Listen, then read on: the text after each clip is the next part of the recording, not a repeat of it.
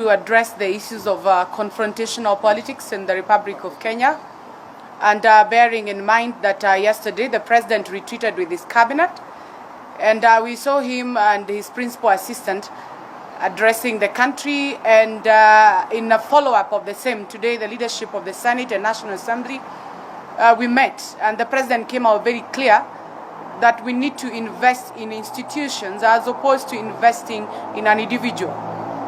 And I know Kenyans who bear me witness, there has been individuals in this country who has been running from one constituency to the other, promising heaven and promising that they will offer the best of the leadership, and promising the poorest of the poorest in this country that they have the alternative of the government which he is inviting them to form. And I want to disembark on that narrative and state clearly that we need to strengthen our institutions and look into the issues of pure presidential system and see what are the gaps that we necessarily need to close, and ask ourselves whether Kenya is ready for another election where the winner will take it all home. And the president has come out very clear, asking we politicians, starting with myself, that we tame our ambitions, avoid confrontational politics, and agree that there will be no people to help you form a government if in every election cycle people will be out in the streets demonstrating and people being evacuated from one region to the other.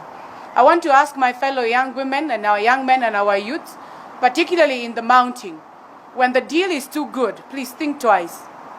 And when you're promised everything, please think twice before you start banning the people who have made you and the people who have shaped the areas and the zones and the economy of the region where you come from. I wish to ask the church as well that let us encourage the head of state. The head of state is a symbol of national unity. He is calling for a united Kenya, and that is the reason the president is advancing the BBI agenda. The people who fought and the people who made this country to go for a rerun, it was Jubilee and NASA.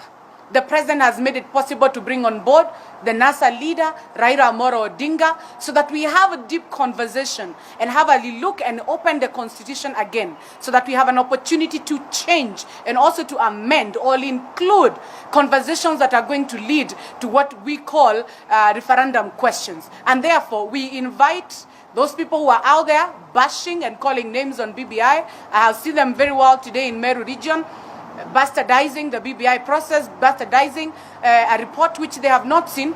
I want to invite them to be just once and for all, be very sincere with Kenyans and be very sincere with Christians, because I have seen that narrative, the way it's being shaped.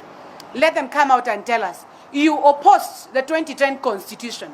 The 2010 constitution has made you the deputy president of the Republic of Kenya for 2 terms. Now here we are. We want to further engage Kenyans so that we stop this madness of people burning people's houses and these mandamanos every now and then. You are now out in the field bastardizing the same cause of unity. Where God is, there is unity.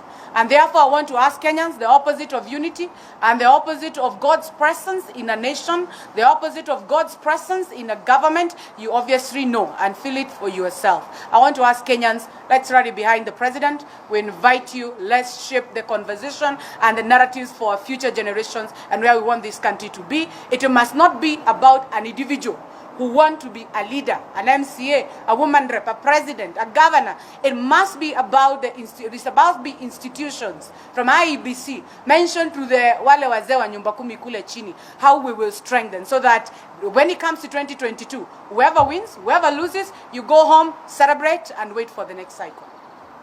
Thank you very much.